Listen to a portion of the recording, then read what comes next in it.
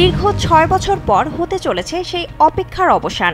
আসছে ১৪ আগস্ট মুক্তি পেতে চলেছে বহুল প্রতীক্ষিত সিকুয়েল সিনেমা ওয়ার ২। শুধু তাই নয়, মুক্তির আগেই ইতোমধ্যে বিশ্ব রেকর্ড গড়েছে সিনেমাটি। স্যান্ডেলিনা সো, রূপচর্চায় আভিজাত্য।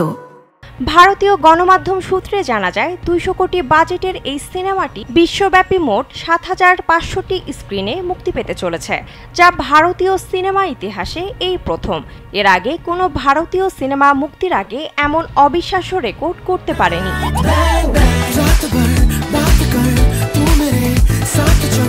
সিনেমাটিতে অভিনয় করতে দেখা যাবে ঋত্বিক রোশন ও কিয়ারা আদভানিকে।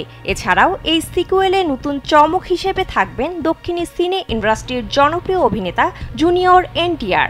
ওয়ার ২ এর মাধ্যমে বলিউডে প্রথমবারের মতো আত্মপ্রকাশ করতে চলেছেন তিনি।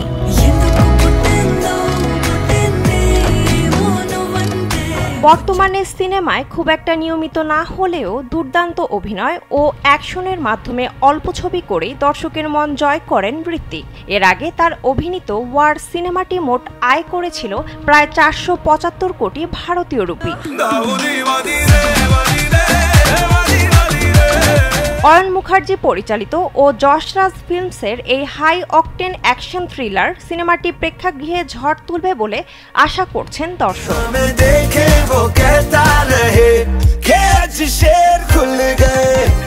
বিনোদন ডেস্ক, কালবেলা।